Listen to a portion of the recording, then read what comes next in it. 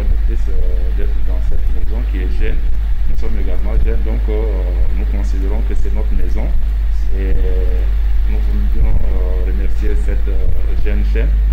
Et en même temps, nous sommes considérés de venir débattre d'un sujet d'actualité qui est en train de faire des ravages. Et il est intéressant que nous puissions dire notre point de vue sur tout ce qu'il y a autour de cette pandémie. Et au-delà de tout ça, pour nous, c'est de faire en sorte que le peuple africain et le monde entier puissent être épargnés de cette pandémie qui a mis tout à plat. Donc nous voudrions bien apporter notre contribution pour que cela soit éradiqué dans ce monde. Merci. Bien dit, nous remercions également et sincèrement c'est le consultant vous le retrouvez pratiquement sur notre plateau, c'est parce qu'il a dit, il a à dire. Et nous saluons également très respectueusement Abou Malik. Merci également à vous Moubarak. Merci aussi Tchad 24. C'est une opportunité unique en cette période de crise qu'on trouve une chaîne qui est là pour débattre toujours sur ces problèmes mondiaux et plus particulièrement qui concernent la survie de toute l'humanité. Donc c'est une fierté pour nous de donner notre avis et de participer à l'amélioration des conditions de tous les citoyens. Merci. Le monde semble souffrir, le monde semble pâtir, n'est-ce pas, de cette pandémie. On a la nette impression que c'est beaucoup plus l'Afrique qui semble s'en sortir. Cela étonne pratiquement les Africains sur le regard et certains nous avons déjà critiqué d'une mort lente et certaines ont été sûrs que l'Afrique devrait être irradiée en quelques poussières de secondes. Or, qu'est-ce qui se passe? Pourquoi certains semblent en pâtir sérieusement, même si ce qu'on appelle déconfinement a commencé un petit peu en Hexagone, spécifiquement en France, en espérant que les Africains ne devraient pas tout simplement suivre la mode en marche et que chacun, selon son rythme, devrait essayer d'appliquer ces mesures barrières, ces mesures sanitaires, selon, n'est-ce pas, nos faits et nos coutumes par rapport à l'environnement où nous vivons. C'est un réel résultat que je suis savoir que vous êtes avec nous. Quelqu'un également, depuis Liège en Belgique, qui s'appelle Louis Michel, par rapport à Covid-19 sur le n'est-ce pas, vous dire bien le bonjour et ainsi apporter, n'est-ce pas, sa modeste contribution par rapport à cette émission qui commence un petit peu à se téléviser, même si j'espère, je suis très sûr, qu'on sera d'une manière régulière avec vous en direct sur chaque impact en attendant que le Covid-19 essaye de s'atténuer un petit peu. Julien par le temps d'avoir le message. Alors, suivant donc Michel depuis Liège en Belgique et son bonjour amical à tous les téléspectateurs de Tchad 24 spécifiquement par rapport à l'émission Actu Covid-19. Bonjour à vous, mon cher Moubarak. C'est un plaisir de vous retrouver dans cette émission spéciale Covid-19 où la télévision Tchad 24, dont je peux déjà vous confirmer qu'elle bénéficiera désormais de ma collaboration permanente, par lequel nous expliquons aux masses tchadiennes, eh bien, toutes les problématiques liées au coronavirus, et en particulier, c'est mon domaine, je l'esquisse depuis le début de la pandémie, ce que l'on appelle la géopolitique du coronavirus. Il y a beaucoup de fausses nouvelles, de fake news, de désinformation. Il y a une véritable campagne de désinformation en Afrique dont le but est de désarmer les masses africaines et les États africains face aux enjeux géopolitiques du coronavirus.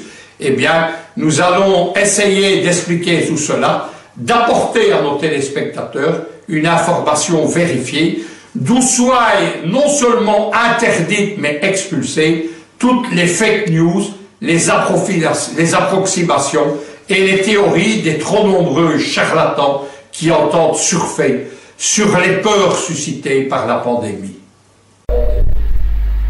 Merci à Luc Michel depuis Liège en Belgique.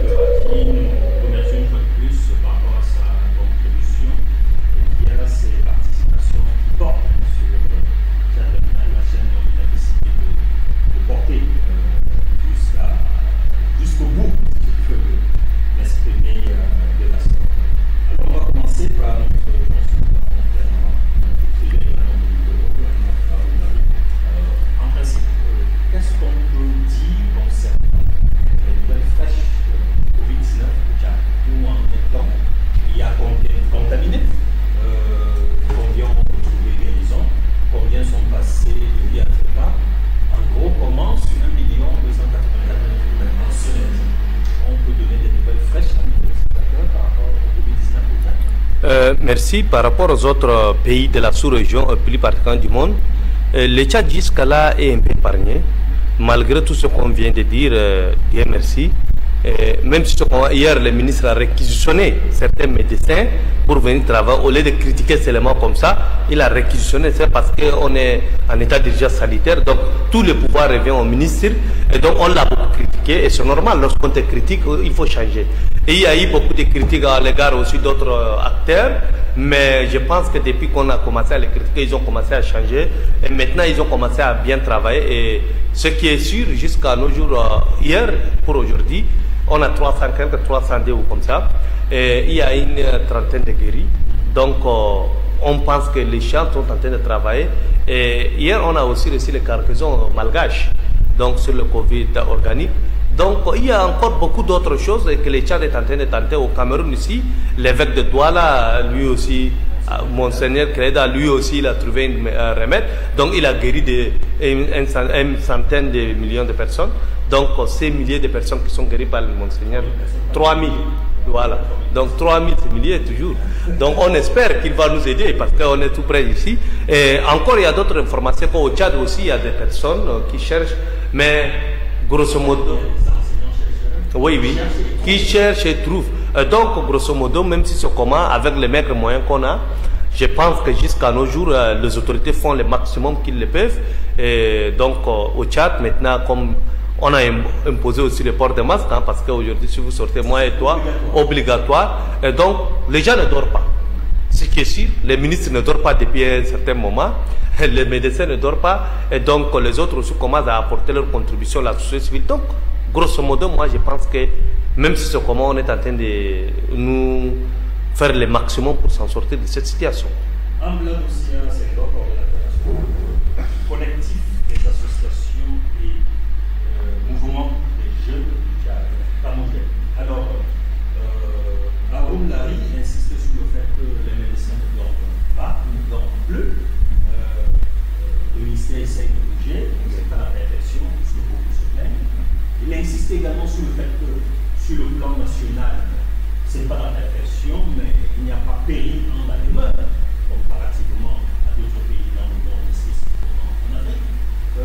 Quelle est la lecture du président de l'État par rapport à cette pandémie qui a totalement freiné, je peux pas dire freiner le monde, et tout arrêté? Qu'est-ce qu'on peut faire pour lutter hors du cadre du Covid-19, la solution peut peut-être venir de l'Afrique. Notre consultant permanent parle de quelques solutions qui certes apportent la guérison, même si ça semble être pour certains des procédés avortateurs. Les résultats sont là. Madagascar 1, c'est la solution du Rwanda, le Cameroun, le Sénégal. Le président de la Guinée équatoriale également soutient les chercheurs. Ça semble avancer de ce côté. La solution pourra venir de l'Afrique. Ok, merci Moubarak. À commencer, je voudrais d'abord dire que c'est d'abord un plaisir pour nous d'être sur ce plateau et débattre sur la question de Covid-19. Moi, je pense que, comme je l'ai déjà souvent dit, et sincèrement toujours, je leur ai dit, c'est que cette pandémie doit être gérée avec beaucoup de sérénité. Il faudra que la gestion du Covid soit gérée en tant qu'une pandémie qui n'épargne personne. Je voudrais dire que mon collègue Larry, comme il l'a dit, le Tchad est épargné. Nous ne sommes pas épargnés. Le Tchad n'est pas épargné. Si aujourd'hui nous comptons déjà plus de 300, c'est que nous ne sommes pas épargnés. Nous avons les victimes.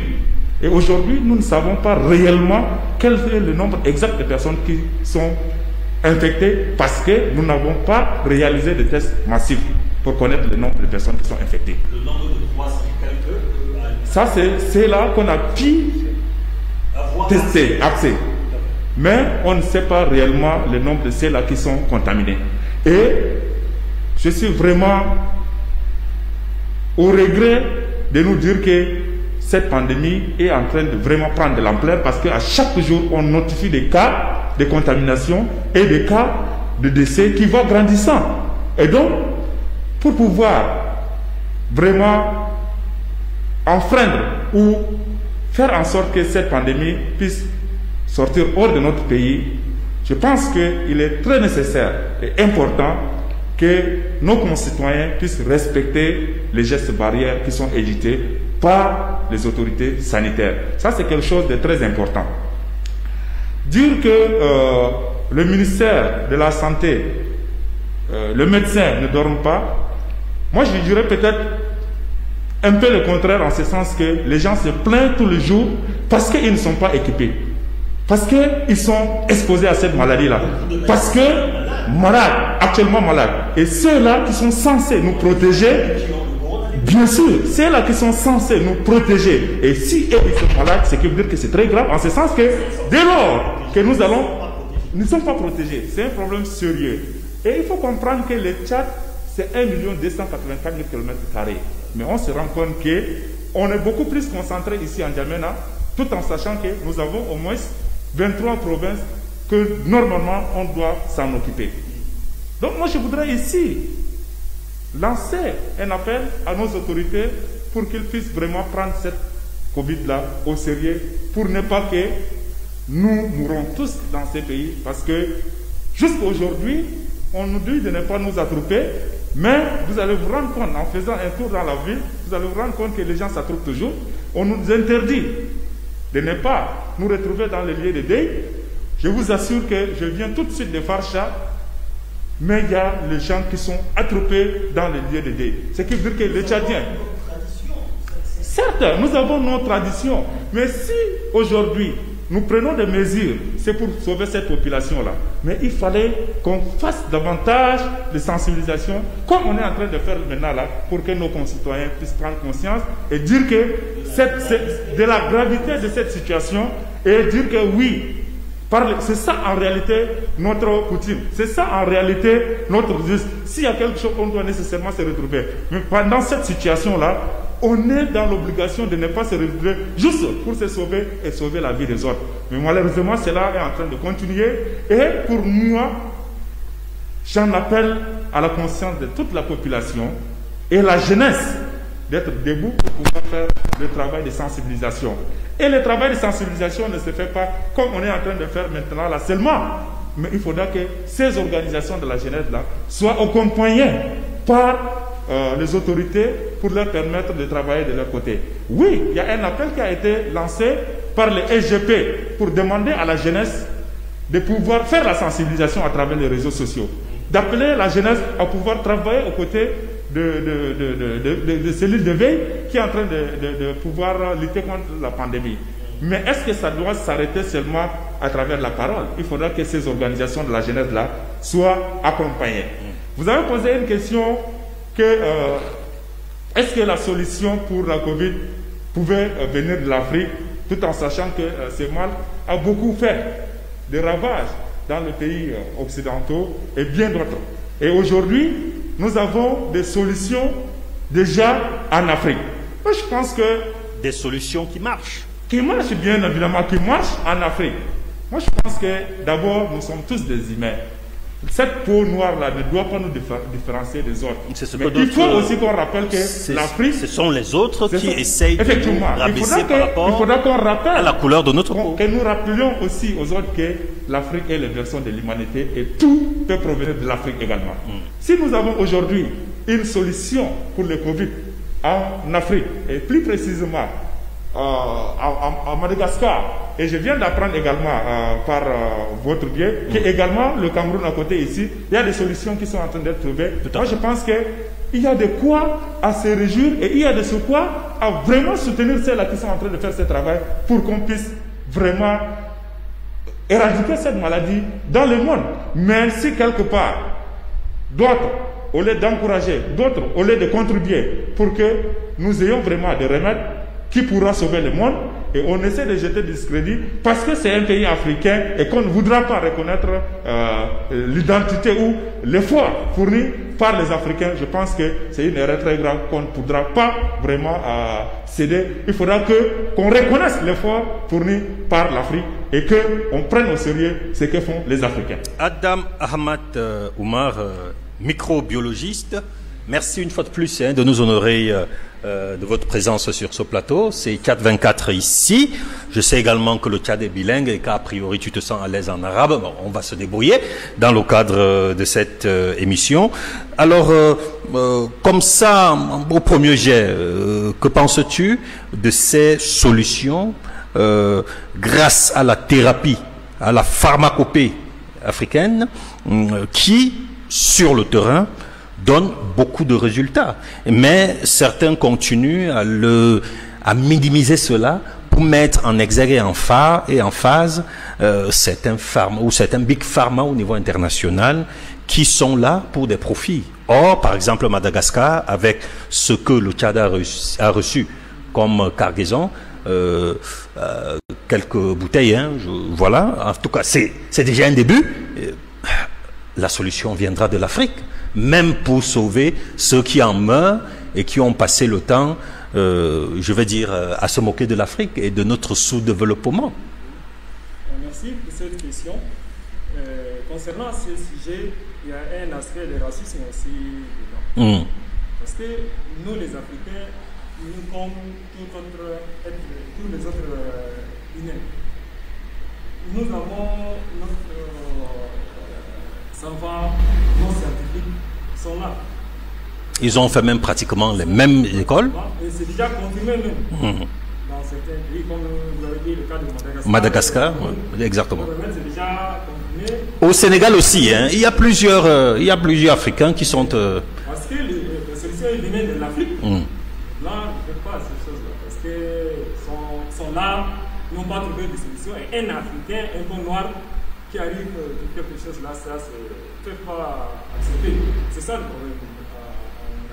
Ahmad Haroun Larry, plusieurs Africains, plusieurs chercheurs, plusieurs médecins, plusieurs spécialistes sont morts comme ça, dans des circonstances bizarres en Afrique. Je me rappelle de la République du Congo, au moins on a tué 2 médecins, notamment un tradithérapeute assez célèbre, parce qu'ils ont trouvé le moyen, par exemple, de soigner le sida à bas coût.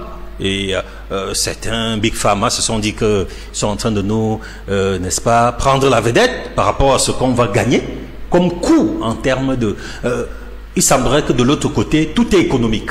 Je me rappelle également, je sais que Ahmad Haroun Larry veut se lancer, je ne sais pas si Haroun se rappelle, dans les années 90, il y a eu près de 200 ingénieurs, informaticiens et militaires de pointe du Sénégal qui sont partis aider un pays pompeusement appelé première puissance du monde, qui avait décidé en leur temps, n'est-ce pas, de prendre possession d'un pays, l'Irak. À la fin de la guerre, quand ces ingénieurs, ces valeureux africains venant du Sénégal rentraient, 20 minutes après le décollage de leur avion, l'avion s'est... Voilà, ils sont tous morts, et tout laisse à croire que c'est à dessein qu'on a pu... la marginalisation de l'Afrique, pourtant, on s'en rend compte après cette pandémie pour les autres, parce que les Africains semblent maîtriser. Je dis, il y a actuellement en Afrique minimum 4, 5, 6, je peux même aller plus loin, 10 chercheurs africains qui ont trouvé des moyens idoines et efficaces de balayer avec le revers de la main Covid-19 qui semble menacer la Chine, l'Amérique, l'Europe inclut la Belgique, l'Espagne, la France, l'Italie, où on semble mourir pratiquement. Mais qu'est-ce qui se passe? Pourquoi n'ont-ils pas la science infuse, eux qui ont saccagé la Libye, injustement, d'enfin comprendre que peut-être la solution de ce monde réside, comme disait Hambla Duxia Senghor, réside dans ce qu'on peut appeler berceau de l'humanité qu'est l'Afrique. Merci. Pour se rappeler, il faut comprendre que la roue de l'histoire tourne et que la puissance est dynamique. On ne peut jamais toujours être puissant. La puissance était africaine, c'est parti en Europe, puis aux États-Unis, et maintenant on voit l'Asie qui revient. On ne sait pas, après c'est l'Afrique. Aujourd'hui, si vous me parlez de Big Pharma, pourquoi les gens injectent des milliards? Pourquoi on tue les chercheurs? Parce que les gens qui ont créé ces virus, il faut bien comprendre que les virus sont bien créés. Comme le sida, comme d'autres maladies, les gens ont créé pour vendre leurs médicaments. Même les palis, à chaque temps, les gens ne veulent pas parce que les Big Pharma, ils payent des milliards. Nos pays africains, on paye chaque année pour le traitement des palis seulement des milliards et des milliards. Et ces Big Pharma, ils bénéficient. C'est pourquoi ils ont interdit l'artémisia. Exactement. Donc, ce n'est pas dans leur intérêt. Et ils veulent toujours que l'Afrique reste seulement un terrain d'expérimentation, un terrain d'exploration, un terrain de conquête et un terrain d'exploitation des ressources. Donc, à chaque temps, s'il y a quelqu'un africain qui trouve des remèdes ou qui développe quelque chose, soit ils le donnent leur nationalité, soit ils vont arracher ces découvertes, mais s'ils ne font pas, ils vont tenter à tout les tuer. On a vu seulement, non seulement ici en Afrique, il y a d'autres chercheurs, même si vous trouvez. Hier, j'ai appris qu'on a assassiné un chercheur chinois aux États-Unis, parce qu'il est américain mais d'origine chinoise. Il a découvert certains molécules et il veut mettre en place quelques solutions, c'est pourquoi on l'a assassiné. Et on dit que la personne qui l'a assassiné lui-même s'est suicidé. Donc, il y a beaucoup de choses, les intérêts de ces firmes. Si vous touchez, ils ont des mercenaires partout, ils veulent vous éliminer pour que vous ne déclarez pas. Mais dans ce cas d'espèce, c'est le cas de Covid aujourd'hui, les Chinois n'ont pas pris, les Européens n'ont pas pris les Américains, mais ils ont prédit les morts en Afrique parce que le business de Big Pharma qui a poussé l'OMS à déclarer certaines choses sur l'Afrique, en oubliant que l'Afrique traditionnelle a été toujours avec nos herbes, nos arbres, c'est comme ça qu'on est en train de faire nos choses. Et donc aujourd'hui, Dieu merci, il y a des solutions malgaches et ils sont en train de tenir l'image des malgaches pour dire que non, ce n'est pas l'OMS n'a pas prouvé, il y a des conséquences à long terme. Mais les conséquences à long terme, nous sommes comme des soldats. On a besoin aujourd'hui de solutions immédiates et les solutions immédiates sont là. Covid organique malgache est là. L'archevêque de Douala, il a cette solution. Monseigneur Cléda. Oui, Monseigneur Cléda. Et il y a d'autres pays africains qui sont en train de chercher et ils trouvent. Donc, le fait de dire que les Africains ne peuvent pas, les Africains n'ont pas... Ce sont des incapables. Voilà. Et qu'ils vont nous apporter des solutions par rapport aux vaccinations et des expérimentations qui, à mon avis, devraient commencer par chez eux, parce que c'est eux qui en souffrent plus que nous. Chez eux, ils sont en train de commencer, mais comme ils sont incapables, ils ne veulent pas tuer leurs propres concitoyens. Ils cherchent un terrain vide, comme l'Afrique. Comme nos pays africains, on n'a pas les moyens techniques nécessaires pour contrôler nos frontières et pour injecter, parce qu'on n'a pas les moyens, ils viennent seulement signer des partenariats partout pour venir injecter leurs molécules qu'on ne sait même pas. C'est eux qui ont créé, et après ils veulent tuer les Africains comme Ebola, comme le sida et autres, et après pour dépenser des milliards et des milliards, et pour tuer des Africains comme des cow-boys. Et donc ça ne marche pas en Afrique parce que nos traditions ne sont pas finies, parce qu'au début de la colonisation, ils ont fait table rase. Ils ont demandé à certains d'abandonner les pratiques traditionnelles, mais aujourd'hui, cette pratique traditionnelle, ça a montré leur efficacité en Afrique de l'Ouest et plus particulièrement en Afrique centrale, dont nous sommes fiers. Aujourd'hui, Monseigneur Cléda nous a démontré que non, en Afrique centrale, nous on est capables. Les Malgaches de l'autre côté, et ça a commencé à réveiller tous nos parents, tous nos grands-parents avec les médecines traditionnelles qu'on a. Maintenant, moi, depuis, je ne prends même pas les paracétamol parce que j'ai peur. Parce que si je prends les paracétamol, je sais qu'il y a des conséquences secondaires. Mais si je prends mes arbres, on me dit qu'il y a des conséquences, j'accepte d'utiliser le traditionnel. Je sais qu'il n'y a pas de produits chimiques, je sais qu'on ne peut pas maîtriser, mais j'utilise ça. Imaginez seulement, je vous donne les petits exemples seulement des dentifrices.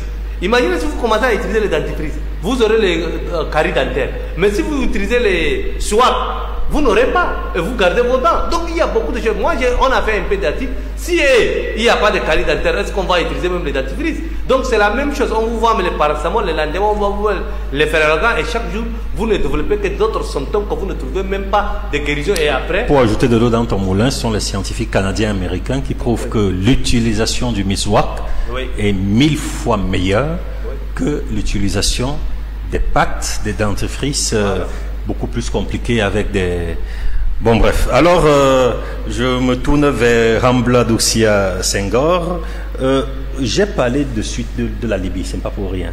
Je me suis renseigné et je me rends compte que de ce côté-là, après la diabolisation de Muammar Kadhafi, la destruction de la Libye, le Covid-19 est en train de faire des ravages là-bas. Ceux qui ont prétendu vouloir apporter la démocratie peut-être en Libye, il est temps qu'ils essayent d'aller sauver les Libyens qui ne savent même plus à quel sens se vouer. On ne peut pas se permettre de détruire un pays comme ça et après on ne s'occupe que d'exploiter le pétrole, etc. Et le reste, on s'en fout et on s'en bat les mains. Oh, mais mon cher Moubarak, il faut comprendre que il n'y a rien pour rien. L'homme africain, quelquefois aussi, comprend après que le mal a été déjà commis. Sinon, un homme comme Gaddafi, qui voudrait l'unité du peuple africain pour faire face, pour montrer la puissance de l'Afrique, grand défi du monde, ne peut pas être abandonné par ses pairs pour qu'il se fasse tuer comme comme n'importe quoi, n'importe qui. Et donc, mais comment comprendre que c'est là, comment vous voudriez que ceux-là viennent encore secourir la Libye? Parce que ils ont leur objectif, c'est de faire partir cet homme-là et de venir exploiter les richesses de la Libye. Mais cet homme n'est plus. Ils sont en train d'exploiter la Libye, et tout en sachant qu'ils mettent en conflit le peuple libyen pour ne pas qu'ils se comprennent, et de l'autre côté, ils profitent normalement. Et s'il faut qu'on revienne un peu dans notre contexte du Covid, mais la solution est en train de venir de l'Afrique. Mais c'est nous les Africains, je voudrais également ici tirer chapeau à ces chefs d'État-là qui ont eu le courage de s'engager à soutenir le Madagascar en commandant ou en acceptant le don de Malgache. Ce sont les dons, hein, ce sont les dons, bien sûr, voilà, pour sauver la vie de leur peuple.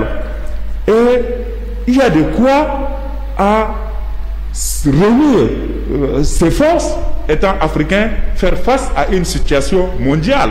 Nous pensons que la solution de l'Afrique, en tant qu'Africain, moi je peux le dire que c'est une solution qui est meilleure, parce que depuis nos ancêtres, ils se soignaient à base de ces plantes-là. Et aujourd'hui, les médicaments que les Occidentaux sont en train de fabriquer également, ce sont nos plantes-là qui sont transformées simplement.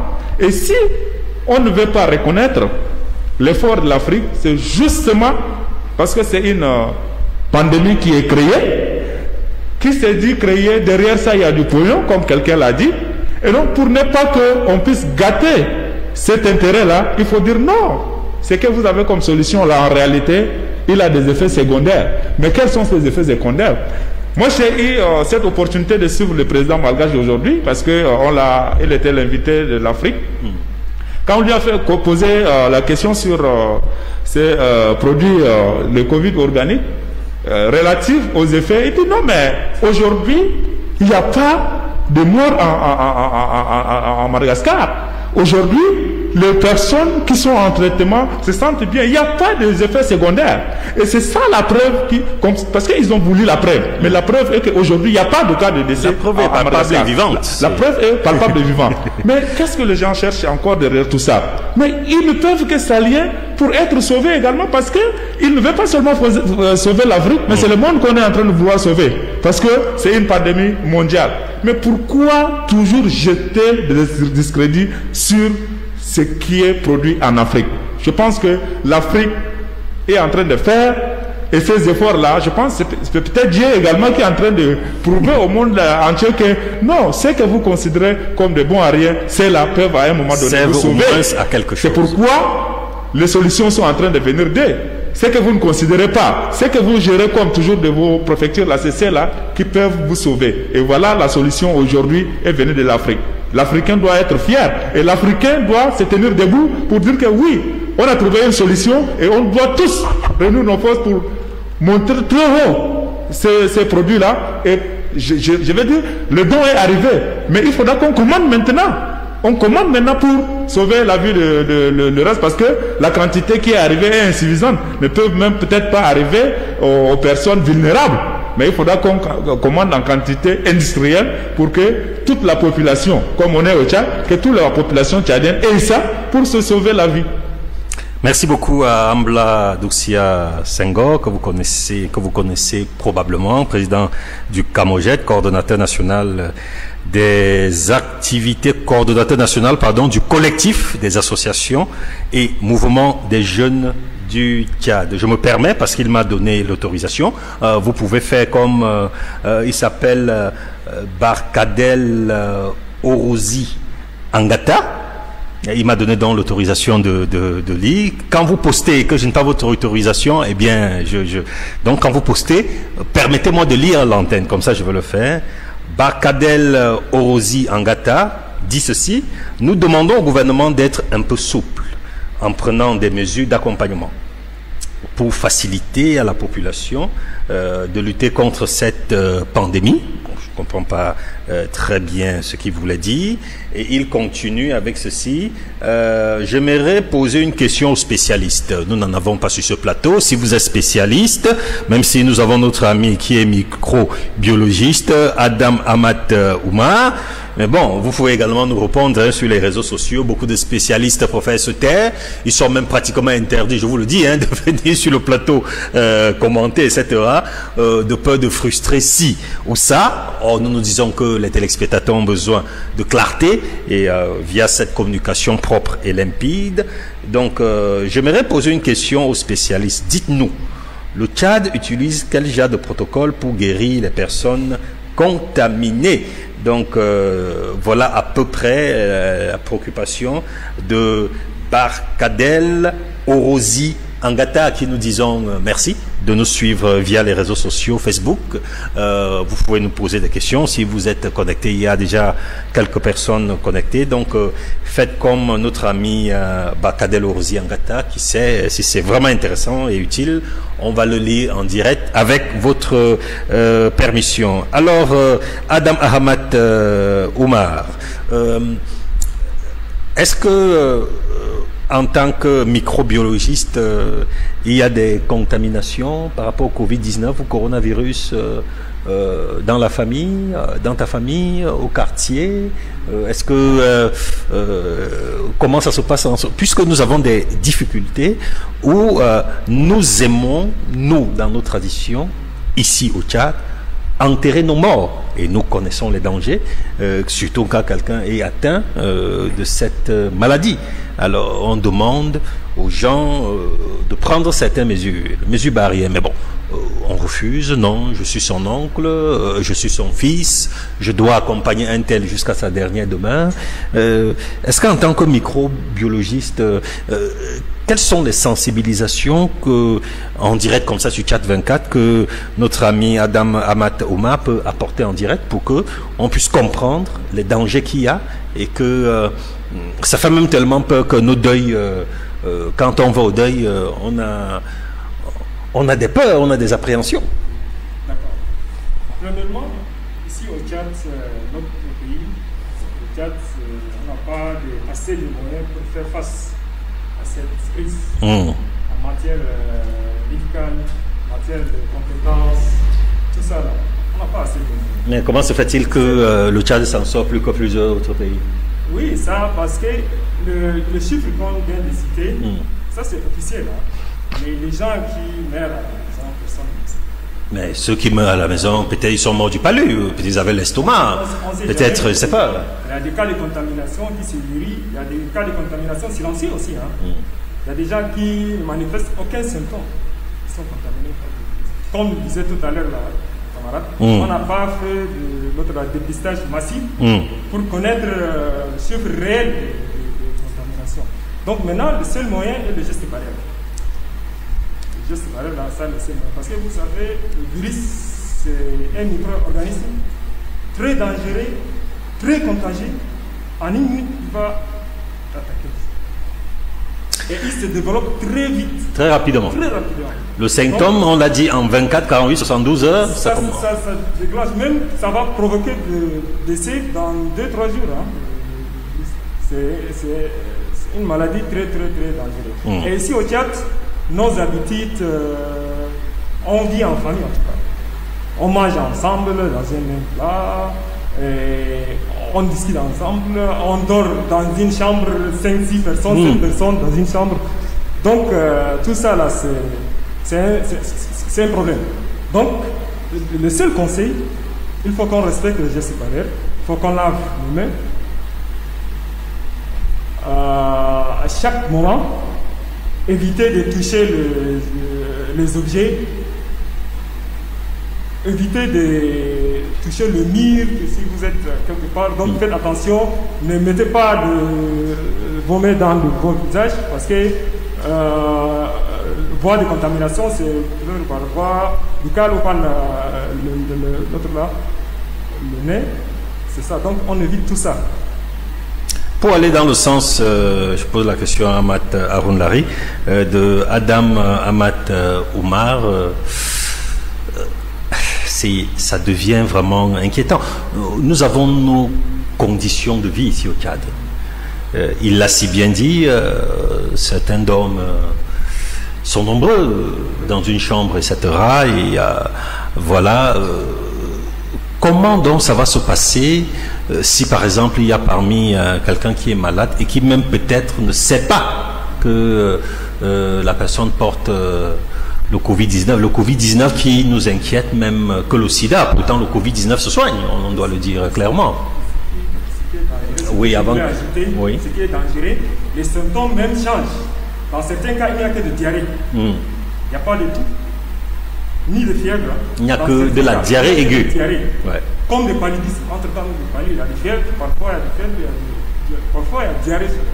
Donc, même les symptômes changent. Donc, change d'une personne à l'autre. C'est un virus nouveau qu'on n'a pas bien cerné. On ne connaît pas très bien. Non, on ne connaît pas très bien. C'est ça le problème. Merci. Avant de répondre à votre conseil, je vais compléter ici. Selon certains chercheurs, chaque pays a ses nouveaux symptômes. Les symptômes sont différents et c'est changeant. Ça dépend des personnes et des pays et des régions. Donc c'est très compliqué. Mais nous, notre habitude, c'est très compliqué. Demander aux gens de respecter les mesures barrières, comme ça, c'est très compliqué. Même pour les portes de masques, je vois maintenant, c'est la police qui a commencé. Qui est derrière. Pour que les gens portent. Parce que les gens ne sont pas habitués. Et même pendant le ramadan, après le photo, vous voyez, on se réunit en famille. Ici, vers Marianne d'Afa, certains quartiers en Yémen, c'est bien. Mais dans les quartiers périphériques, hier, j'ai fait un peu le tour. J'ai vu comment 20, 30 personnes, les gens se rassemblent ensemble pour manger. C'est très compliqué pour se débarrasser. Mais si les virus, les gens ne font pas attention, comme il a bien dit, on risque d'avoir plus de contamination parce qu'on n'a pas respecté les mesures barrières, parce que nous sommes indisciplinés. Parce que pour respecter certaines choses, on a besoin seulement que la police ou les militaires soient derrière. Et donc, et même la sensibilisation, excusez-moi, la sensibilisation ne passe pas. Parce que les chaînes des gens qui sensibilisent ne sont pas. Seulement, vous voyez certaines personnes sur les réseaux sociaux ou à la télévision. Mais la population jusqu'à là ne croit pas. Et beaucoup de gens ne croient pas. Seulement, ils attendent les gens qui meurent là. Seulement, ils ont peur. Mais comment sensibiliser les gens, les faire apprendre, c'est très difficile. C'est très difficile. Et maintenant, je constate que comme les jeunes, on les a écartés, la société civile, maintenant, comme ils sont écartés, ils sont restés dans leur coin, ils n'ont pas les moyens d'ailleurs. Et donc, on voit seulement certaines personnes qui veulent se montrer qu'ils sont en train de sensibiliser, mais en réalité, ils ne le font rien. Et ça fait très mal. Ça fait très mal parce que si je constate en ville, l'insouciance de la population, ça fait peur. Ça fait très peur et que seulement Dieu nous sauve. Vous me permettez, moi je pense que... Oui, entre-temps, la réalisatrice Marie propose et nous prépare l'élément de Luc Michel. Oui, ok, moi je pense que... oui, la population est insouciante. Oui, la population ne respecte pas les gestes barrières, les mesures qui sont éditées. Je voudrais nous dire ici que oui, il est bon de prendre des mesures, mais il faudra qu'on essaye également de comprendre le milieu dans lequel nous vivons. Il ne faudra pas que nous copions les mesures qui se passent ailleurs pour les amener dans notre contexte. Parce qu'on va faire subir notre population sans toutefois que celle-là, elle est innocente. Ici, aujourd'hui, on a pris les mesures où les gens ne sortent pas. Mais il faut comprendre que les Tchadiens vivent le jour au lendemain. Si tu ne sors pas, tu n'as pas à manger. Mais on a pris des mesures mais on n'a pas accompagné cette mesure-là. Oui, la dernière fois, le port de casque qui est rendu obligatoire, dans un premier temps, ça a été pris. Après, ils se sont rendus compte que ceux-là qui sont en charge de la gestion de Covid se sont rendus compte, ah, mais nous avons pris une mesure et nous n'avons pas encore suffisamment de casques. Il fallait lever le masque autant pour moi. Exactement. Mais il faudra qu'on prenne des décisions qui sont réfléchies, qu'on essaye de voir tous les contours avant de prendre une décision qui s'applique à la population au niveau national. Mais il ne faudra pas qu'on dort et on a une idée, on se lève, on dit on l'applique. Non, ça ne passe pas, chers amis. Si aujourd'hui la population ne parvient pas encore à respecter ces gestes barrières, c'est parce que quelquefois certaines de ces mesures-là, en réalité, ne peuvent pas s'appliquer. En simple sens que si moi je ne sors pas, nous sommes dans une société africaine Moubarak. Aujourd'hui, je ne peux rien avoir à manger, mais je peux venir chez mon frère Larry, mais je vais trouver à manger. Exactement. Mais il y a des mesures qui disent qu'aujourd'hui, vous ne pouvez pas être plus de 2 à rendre visite. Ce qui veut dire que vous ne pouvez pas aller manger chez votre frère.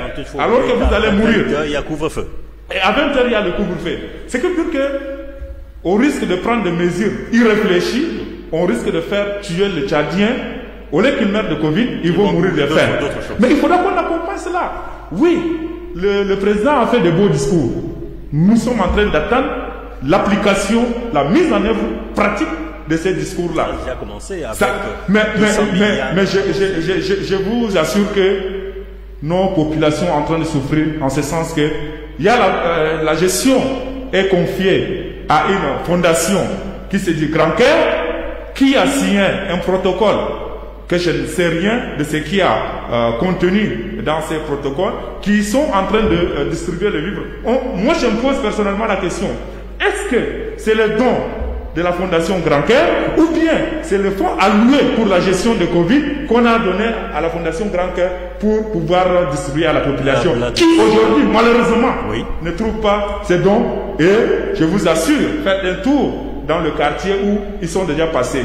La population la plus vulnérable n'a pas eu encore à accéder à ces vivres-là, alors que c'est destiné à toute la population tchadienne. C'est ça qui est décevant en réalité. Je le dis sans trop me tromper, depuis l'existence de la Fondation Grand Cœur, il y a quand même un changement positif dans l'action sociale au Tchad.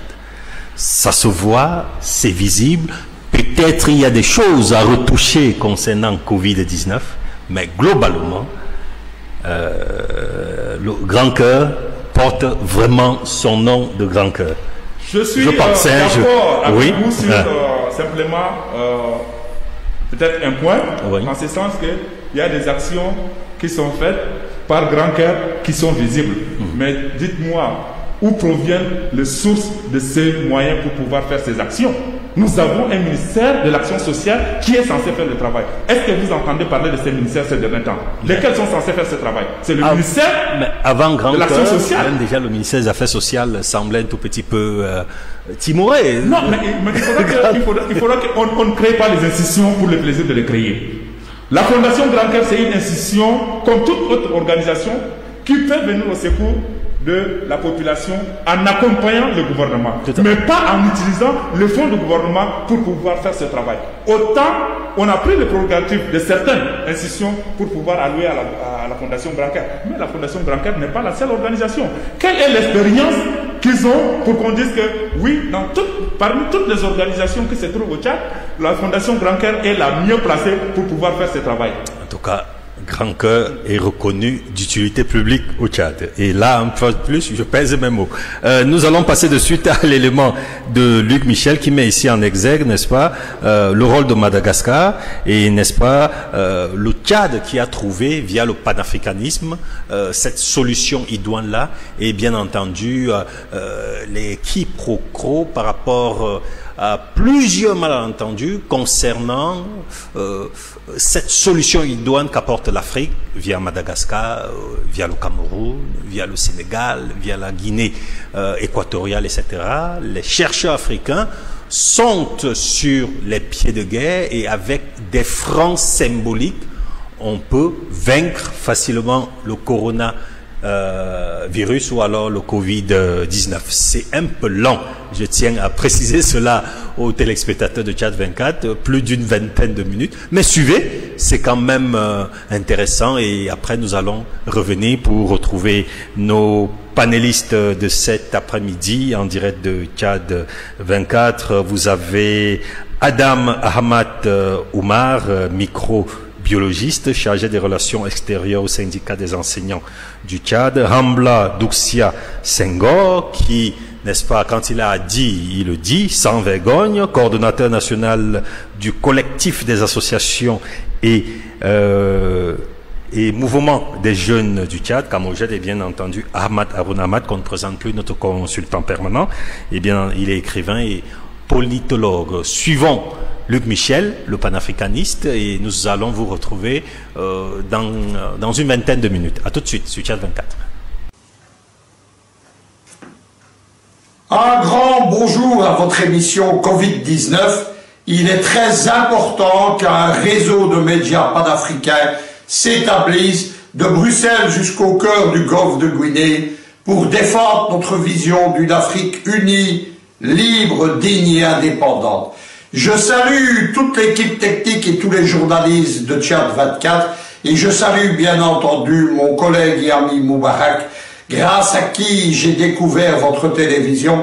On dit souvent que les panélistes sont des égocentriques qui ne savent pas. Eh bien, nous démontrons que ce n'est pas vrai.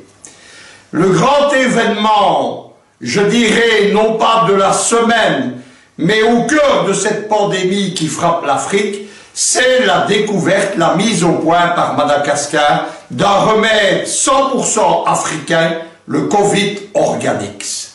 C'est une décision très importante et il faut soutenir nos chefs d'État, je dis bien nos chefs d'État, parce que ce sont ceux qui sont en pointe dans l'idéal que nous défendons. Idriss Déby Itno, que je salue ici, Obiang Bassogo de Guinée équatoriale, les présidents des deux Congos, ou encore, surtout, évidemment, le héros du jour, le héros africain du jour, le président de Madagascar. Mais ne l'oublions pas, la pandémie, c'est aussi l'occasion de ce que j'ai appelé les guerres du coronavirus, guerre locale qui continue. Vous avez vu qu'hier, aux Nations Unies, les États-Unis se sont opposés à une trêve mondiale. Ça révèle leur agenda impérialiste. Il y a aussi les guerres économiques, la guerre du pétrole, toute une série de guerres géopolitiques, et il y a avant tout une guerre médiatique. Cette guerre médiatique, elle vise en grande partie l'Afrique. Il s'agit de divertir les Africains, de les désinformer, il s'agit de désarmer l'Afrique. Précisément, au moment où Madagascar est sous les feux de l'actualité pour avoir lancé le Covid Organix, eh bien, que voit-on? On voit une série de sites internet qui ont été créés pour l'occasion, ils sont de construction extrêmement récente, lancer une série de fake news contre le président malgache, contre son épouse, contre le Covid Organix, contre les présidents africains qui le soutiennent. On voit également, hélas, des panafricanistes, notamment des panélistes, qui, sur base de ces fake news qu'ils n'ont pas vérifiées, et c'est une grave erreur, se sont lancés dans la déstabilisation de Madagascar.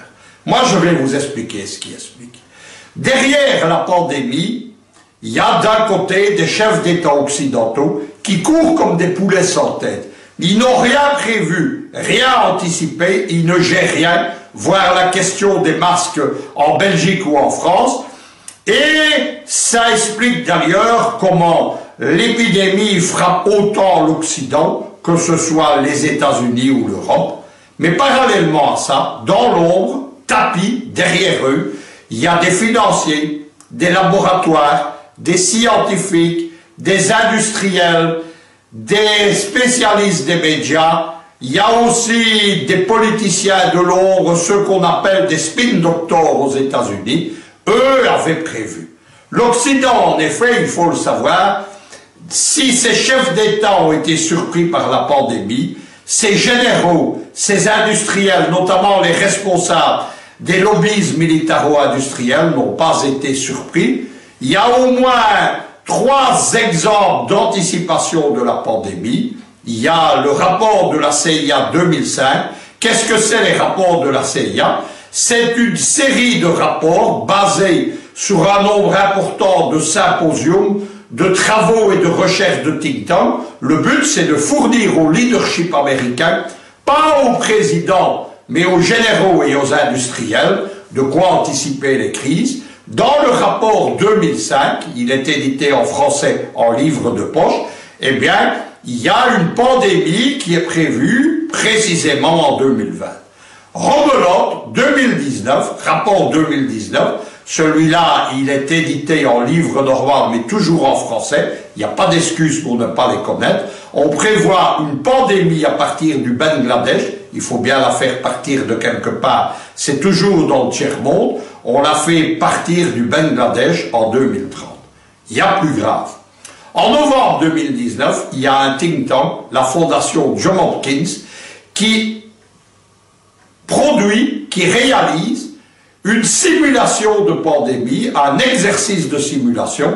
Disons simplement que ces exercices de simulation, elles sont ce que sont les manœuvres pour les armées. L'exercice, il est financé par le gouvernement américain, par la fondation Bill Gates et par un grand, j'y reviendrai, laboratoire pharmaceutique. Il prévoit une mutation, cette fois-ci, pas du pangolin ou de la chauve-souris, mais d'un virus du porc dans une porcherie au Brésil, et on annonce, ce qui après sera repris pour l'Afrique, on annonce 65 millions de morts. Pourquoi tout cela? Parce que des gens ont anticipé, et au moment où l'économie mondiale s'écroule, ils ont décidé de faire du fric sur le malheur des gens. Ce sont les laboratoires pharmaceutiques. Derrière la crise, il y a une lutte à mort sans pitié entre 2 grands laboratoires. Le premier, il s'appelle Sanofi, il est français, mais il représente des intérêts américains et israéliens. Son directeur, c'est un Français qui s'appelle Weinberg. Eh bien, il a lancé un médicament, il y a déjà plus de 20 ans. Ce médicament est amorti. C'est la fameuse Plaquenil. Le Plaquenil, c'est le brevet médical pour la chloroquine. Et on voit apparaître le fameux docteur Raoult. Certains en Afrique ont présenté Raoult, en France aussi, comme un espèce de saint, de chevalier blanc qui luttait contre les laboratoires, mais pas du tout. Derrière Raoult, il y a précisément un laboratoire, c'est Sanofi, qui a financé son laboratoire de recherche à Marseille, au moins jusqu'en 2015, avec lequel il a d'excellents rapports. Il est également financé par la première fortune de France, Bernard Arnault. Il est en relation avec Macron. Vous avez vu que Macron est allé l'adouber d'ailleurs à Marseille et n'a pas pris parti dans la querelle des laboratoires. Avec un médicament amorti qui est censé guérir, en tout cas les malades du Covid, eh bien, on peut espérer faire des dizaines de millions d'euros. Il faut savoir que le Plaquenil, il est en rupture de stock dans tout l'Occident. Il a été prescrit par des médecins, pas pour ceux qui en ont besoin, les malades des maladies inflammatoires et du typhus, mais leur famille, il a été prescrit aux proches, aux familles par des médecins. Résultat, il n'y en a plus pour ceux qui en ont besoin. C'est la même chose aux États-Unis ou en France. C'est la première chose qu'il faut savoir. Face à Sanofi et au Plaquenil, il y a un autre laboratoire, il est américain celui-là, il a des appuis puissants, il est notamment soutenu par le docteur Lévy. Le docteur Lévy, c'est l'ancien directeur de l'INSERM, c'est-à-dire la médecine officielle française, celle qui contrôle les laboratoires, celle qui contrôle les médecins, précisément celle avec qui le docteur Raoult, qui représente un autre gang pharmaceutique, eh bien, avec qui Raoult est fâché. Ces gens, ils soutiennent le laboratoire américain, Gilead ou Gilead. Gilead, précisément, il propose un médicament censé traiter le Covid-19. Celui-là, on ne sait pas encore, parce qu'il n'est pas encore mis au point. Tout ça va demander des essais, mais c'est le Remdesivir. Le Remdesivir, c'est le grand concurrent du Plaquenil. Et Gilead, évidemment, milite pour qu'on adopte sa solution. Il faut savoir, des appuis puissants, puisque l'ancienne médecin français qui dirigeait la santé publique française, Anne Buzyn, eh bien, Anne Buzyn était liée à ce laboratoire. C'est cela le monde des laboratoires pharmaceutiques et leur puissance en Occident. Ça ne s'arrête encore pas là, puisque le laboratoire Gilead, il est proche de Bill Gates, et il parraine notamment la grande étude qu'on appelle Discovery de l'Union européenne, qui est censée précisément tester 4 médicaments contre le Covid. Vous m'avez bien entendu, je parle de médicaments, je ne parle pas de vaccins. N'écoutez pas les Macron, les Trump, etc. Pour mettre au point un vaccin, il ne va pas arriver dans quelques semaines, il faut de 10 à 18 mois, il faut plusieurs phases. Tout ça est garanti, imposé pour qu'il n'y ait pas d'attaque après des scandales de santé publique contre des vaccins. On doit évidemment tester tout ça. Mais vous me dites de cela, Monsieur Michel, on ne comprend pas où vous voulez nous mener, quel rapport avec Madagascar? Eh bien, face à ces gens qui espèrent faire des centaines de millions de dollars, vendre des millions de médicaments de Remdesivir ou de Plaquenil, catastrophe, Madagascar arrive. Madagascar, elle propose une solution, le Covid Organics.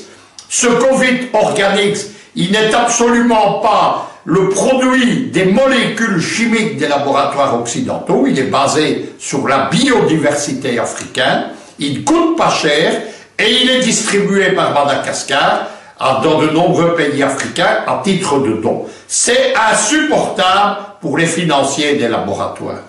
Derrière le Covid Organics, il y a une plante médicinale, c'est l'artémisia.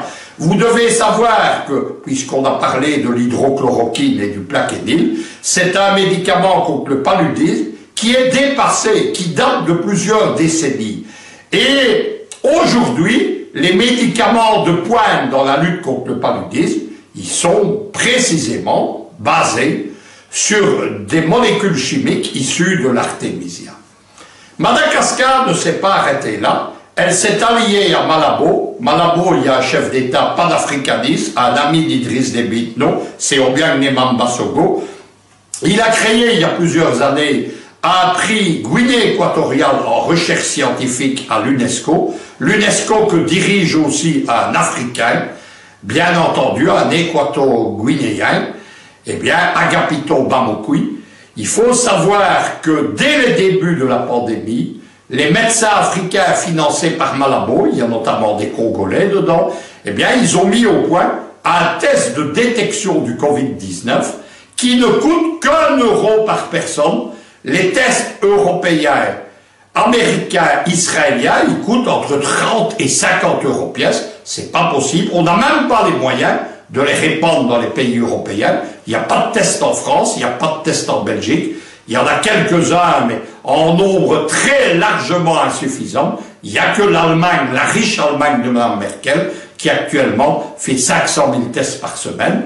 Voilà ce qu'il faut savoir. Eh bien, Obiang Nemamba Sogo, il a immédiatement salué le Covid Organics. Et les médecins de Malabo et les médecins de Madagascar, qui sont dans des fondations, pas dans des laboratoires pour faire du fric, du pognon, du flouze, eh bien, ces médecins, ils sont en train de tester la deuxième phase du Covid Organics, c'est-à-dire des injections d'artémisia pour guérir le Covid-19.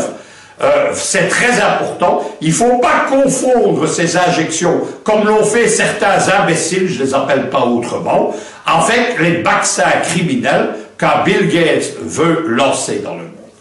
Mais l'affaire ne s'arrête pas là. Il y a un troisième personnage derrière tout ça, et qui explique la campagne mondiale contre le président Rajolina, son épouse et Madagascar, c'est Donald Trump.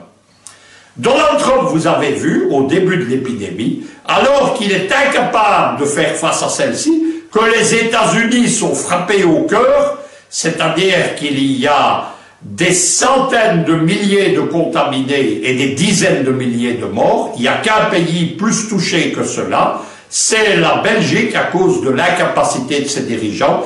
La Belgique, c'est un non-État en voie de disparition. Et pour comprendre ces chiffres, il faut savoir que c'est un État où on a poussé un fédéralisme ubuesque jusqu'à la parodie, jusqu'au système kafkaïen. La Belgique, ne riez pas, elle a 5 parlements, 7 gouvernements, nous sommes 10 millions d'habitants, et elle a 9 ministres en charge des problèmes de santé. Ça vous explique l'anarchie, l'incapacité à combattre le virus.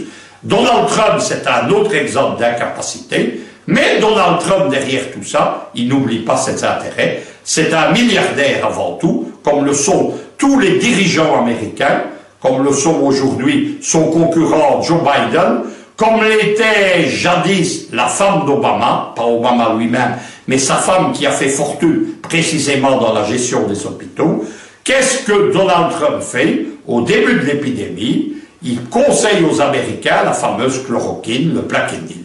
Vous vous dites, c'est merveilleux, Donald Trump lit un petit médecin français qui prétend qu'il est une star mondiale, mais qui évidemment n'est pas connu, sorti du petit monde des laboratoires.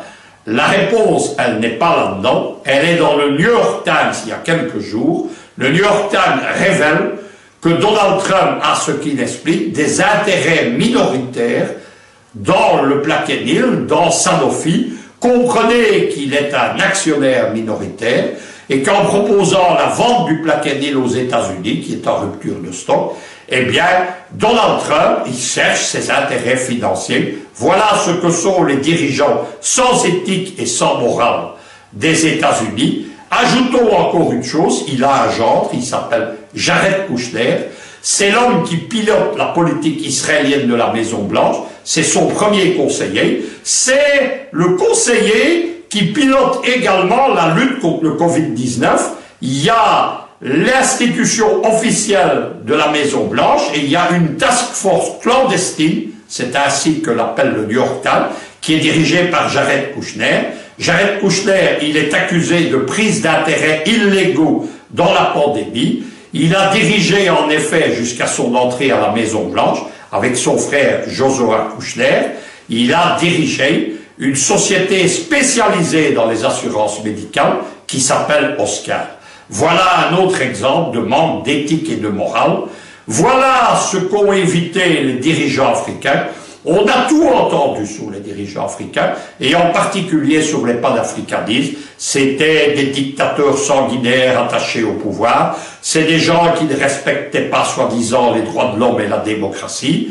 Mais eux, ils ont anticipé. Ce que font aujourd'hui les présidents panafricanistes, je dis bien derrière Madagascar, eh bien, c'est d'anticiper la pandémie, c'est de faire face.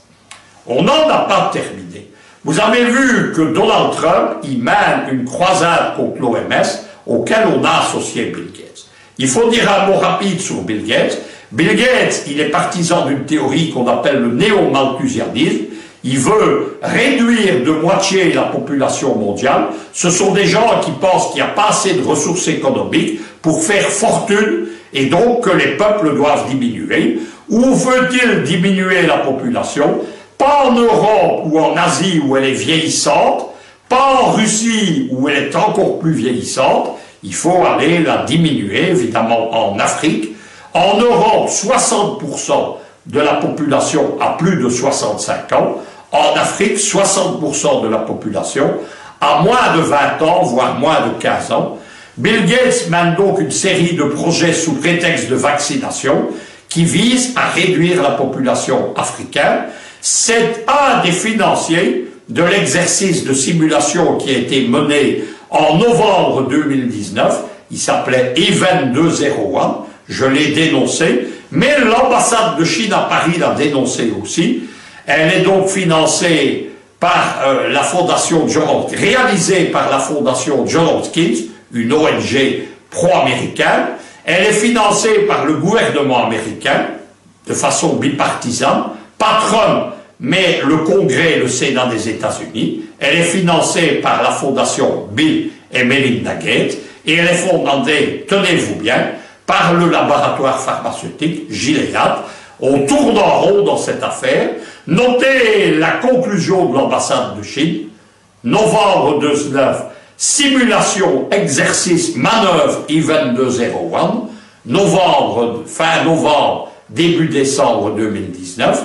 Le virus apparaît à Wuhan. Tirez-en vous-même les conclusions. Moi, je l'ai fait dans de nombreux articles.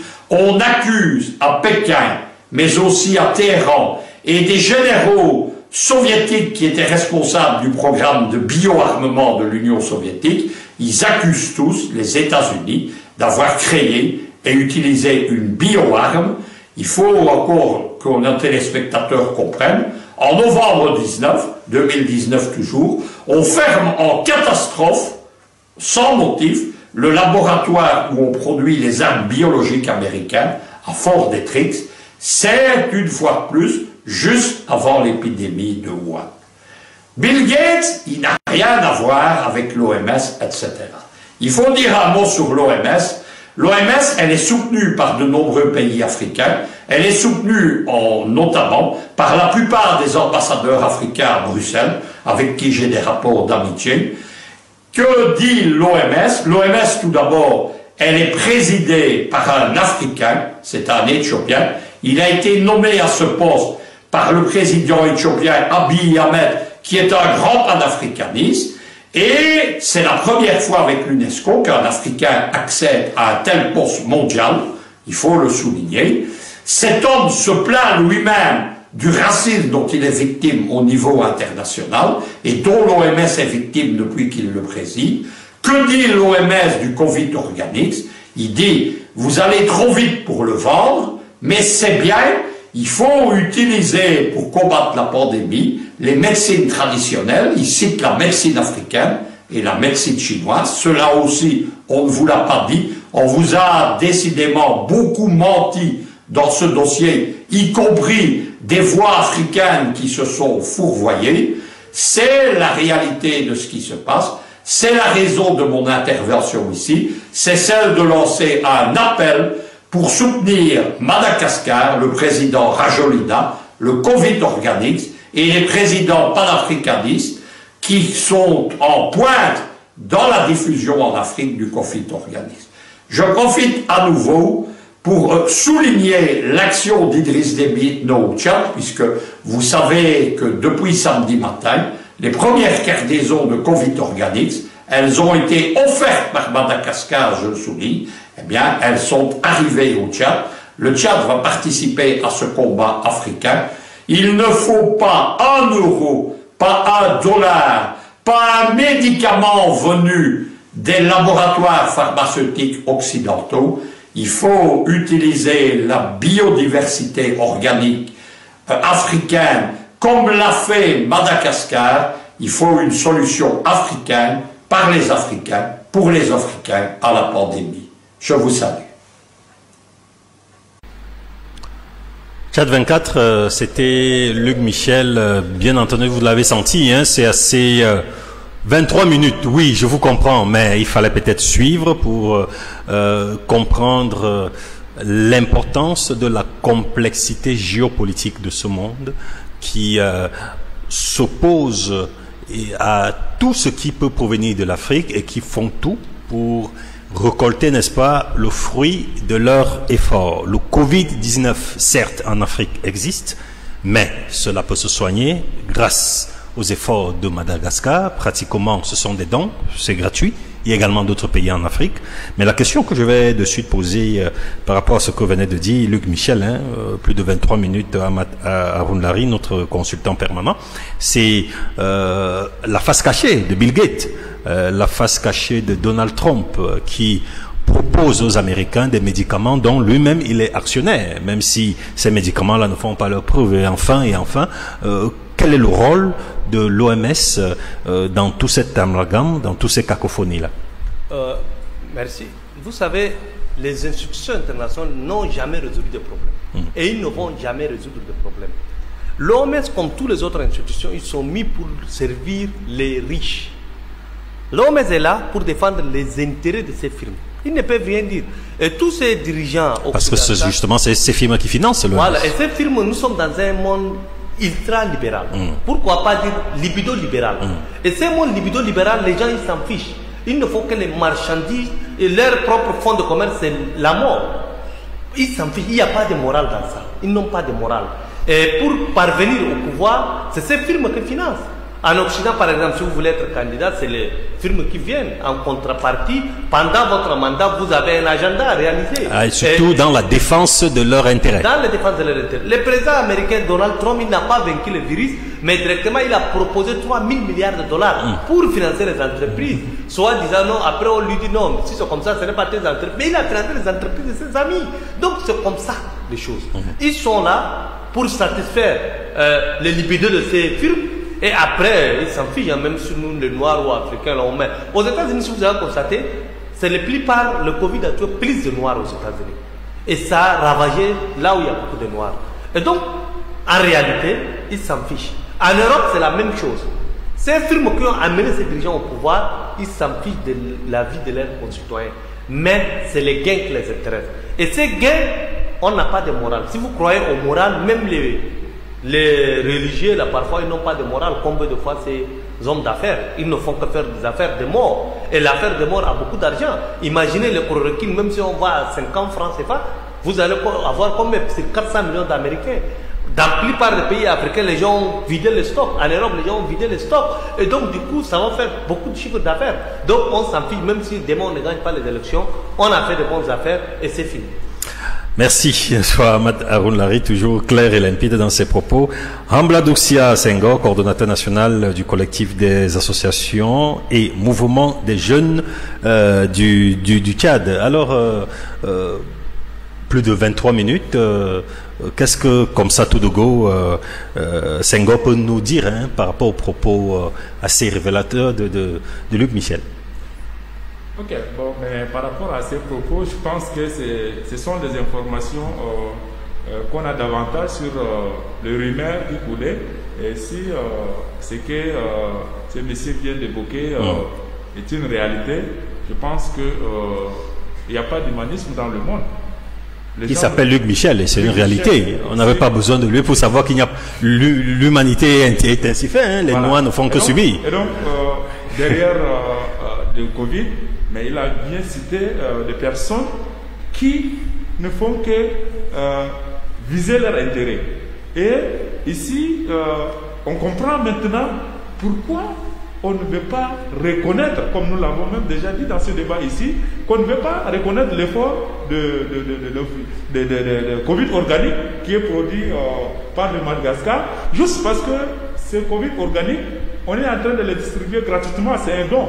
Alors qu'il fallait attendre que ces hommes d'affaires, ces présidents qui sont derrière ces firmes-là, puissent permettre à ce que ces firmes fassent sortir des vaccins, et ces vaccins vont rentrer sur le marché et leur chiffre d'affaires va vraiment accroître. Autant pour moi. Maintenant, mais il est question que ceux-là qui sont en train de nous suivre, ceux-là également qui ont pris la peine de suivre l'intervention de M. Lick, surtout les Africains, de dire, ah tiens, c'est là, s'il y a un combat aujourd'hui autour de Covid organique, qui est purement un produit africain à base de tisane, et qu'on voudra faire croire aux autres mondes qu'il ne faut pas vraiment croire à ça, parce qu'on a des intérêts cachés, et qu'on a la chance d'avoir des personnes qui essaient de nous édifier, nous éclairer sur les intentions qui sont cachées, je pense que je dois d'abord tirer chapeau à M. Lick et revenir dire aux Africains qu'il n'est plus question qu'on puisse être réservé par rapport au Covid organique. Il faut qu'on comprenne que si aujourd'hui, jusqu'aujourd'hui, l'Afrique est moins touchée, j'ai dit moins touchée parce que par rapport comparativement par rapport aux pays occidentaux, jusqu'aujourd'hui, nous sommes le pays le moins touché. Et il fallait qu'on prenne suffisamment de ces produits-là pour qu'on puisse arrêter le cas de contamination, puisque ces produits Covid organique est préventif et curatif également. Donc il faudra que ces panafricanistes, c'est-à-dire ces hommes d'État africains qui sont vraiment des panafricanistes, puissent vraiment réunir leurs efforts pour pouvoir soutenir le président malgache, parce que ce dernier est courageux et il a vraiment dit des choses qui prouve la souveraineté de ces pays-là, et que tous ces pays africains, nous les jeunes, que ce soit les organisations africaines, je parle ici de l'Union africaine, etc., celles doivent vraiment appuyer le Madagascar pour que ces produits-là puissent sauver les Africains et aller au-delà également de l'Afrique. Parce que derrière le combat qui est livré par les Occidentaux, à travers ces grandes institutions, comme mon camarade Ahmad Larry vient de le dire, qui sont là pour les intérêts de ces personnes-là, qu'on leur dise non, si aujourd'hui on a moins de cas de contamination ou on a moins de cas de décès en Madagascar, c'est parce que ce produit a marché et que tous les autres pays africains doivent prendre ces exemples et que le monde entier, s'il veut se sauver de ces Covid organiques, il doit s'inspirer ou doit prendre ces Covid organiques-là pour sauver le monde. Donc, il faudra qu'on puisse éclairer ceux-là qui ne comprennent pas aujourd'hui que la solution est venue de l'Afrique. L'Afrique est la solution de Covid-19 et que à travers l'Afrique, le monde sera sauvé. Tchad 24, nous sommes en direct. Voici les propos sur Facebook de Ben Zena. Il dit ceci: faut faire très attention aux dons européens. Et il insiste à la fin en disant que l'OMS est financée par les grandes puissances. Donc il attire notre attention là-dessus et on sait que celui qui finance, c'est la même personne, voilà, qui peut commander ou qui peut ordonner. Adam Amat Oumar, par rapport à ce que Luc Michel a dit, est-ce que en substance ou en quelques mots, quelque chose t'a frappé dans ses propos que tu souhaiterais nous... Ça m'a beaucoup touché. Ce que je voudrais dire, méfiez-vous des institutions, ce qu'on appelle l'institution internationale. Ce sont des institutions financées par les riches pour défendre l'intérêt des riches. Tout à fait, tout à fait. Ce que je voudrais dire concernant le remède qui vient de Madagascar, à ma connaissance, c'est un remède à base de plantes naturelles qu'on a l'habitude de l'utiliser exactement depuis des années et des années. Donc, je ne vois pas de danger dedans. Donc, il suffit juste de tester et de l'utiliser. Si vous me permettez. Oui. L'émission tire déjà à sa fin, oui. Oui, mais si vous avez également bien suivi, il nous a prévenu de faire aussi attention aux vaccins qui pourront venir de l'Occident. Parce que ces vaccins, au lieu que ça soit véritablement pour pouvoir apporter une solution à ce mal, ça pourra plutôt permettre à ce qu'on propage cette maladie et afin de venir tourner l'autre face pour dire ah, mais vous êtes malade et voilà une solution qui pourra être appropriée. Et ouais. Ajouter là, en matière de médicaments traditionnels, aucune communauté ne peut dépasser la communauté africaine. Tout à fait. Par rapport à nos pharmacopées traditionnelles. Tout à fait. Ahmad Haroun Larry, vraiment c'est étonnant et c'est pratiquement le dernier mot. Nous sommes en train de boucler l'émission. Pourquoi? Moi, je n'arrive pas à comprendre. Ils sont beaucoup plus touchés que le reste du monde, comparativement à l'Afrique. Je parle de l'Amérique, je parle de l'Europe en général. Et c'est ici en Afrique, et bizarrement, je souhaiterais tel au nom de certains présidents en Afrique, qui ont, n'est-ce pas, validé le fait qu'on devrait venir faire des tests de ces vaccins-là chez eux. Or, on sait que certains multimilliardaires, avec des intentions terribles, comme Bill Gates, qui souhaiteraient, n'est-ce pas, diminuer le monde, en commençant, bien entendu, en Afrique. Alors, comment est-ce qu'on peut gérer tout cela dans cette cacophonie où l'Afrique semble être toujours le terrain d'expérimentation de ce jeu de perfidie? Vous savez, la plupart des chefs d'État panafricanistes, ceux qui aiment leur nation, soit ils sont assassinés, soit ils sont traités de dictateurs, soit ils sont traités de tourneurs de fonds, en tout cas avec tout le monde. Mais la plupart des chefs d'État en Afrique, je ne vais pas citer le nom, c'est ces pays-là qui les maintiennent au pouvoir. Ce n'est pas par la volonté de leur peuple. Et leur maintien au pouvoir est conditionné par ça. Donc ils ne peuvent pas dire non à leur chef. Ils sont jaloux tout simplement parce qu'ils savent que Le monde, c'est lui qui est au centre, va commander le monde en géopolitique. Et l'Afrique au cœur du monde. Tous les yeux sont rivés vers l'Afrique. Parce que l'Afrique, c'est le continent le plus riche. Les Africains sont hyper intelligents et ils ne veulent pas que l'Afrique développe ses terres. Imaginez si les Africains commencent à se développer. Maintenant, même ils sont nombreux, ils ont commencé, et c'est un certain président, Sarkozy, il a dit qu'il faut voir seulement Lagos. L'immigration n'a pas commencé. Ça va commencer parce que vous Lagos seul, la ville de Lagos a plus de 20 millions d'habitants. Et si on laisse les Africains augmenter, alors l'immigration, l'Europe va disparaître. Il faut venir s'installer à l'Europe. Donc, il y a des inquiétudes. Ils ne veulent pas. Parce qu'un pays comme le Nigeria, avec 200 millions d'habitants, ils sont autosuffisants, ils peuvent fermer les frontières. C'est clair. Et l'Afrique, 54 États, si on se réunit, États-Unis d'Afrique, vous comprendrez qu'on ne peut pas envoyer le pétrole, on va développer ici. Donc, ils ne veulent pas. Ils sont riches, mais ils ont peur. Avec un continent d'ailleurs relativement jeune, l'Afrique. Et l'Afrique est un continent jeune, continent riche, continent qui a tout que les autres n'ont pas. Donc, c'est la jalousie. Et comme l'Afrique est faible, les Africains sont faibles, ils veulent utiliser ces vaccins pour leur profit dans les autres continents. Et c'est ça le problème. Mais si les Africains, à un moment donné, ne sont pas conscients, aujourd'hui, je pense que tous les pays africains, ils ont dit non. Si certains chefs d'État ont accepté, on va voir après le Covid les résultats de ce qui va se passer parce qu'aujourd'hui, les Africains sont éveillés.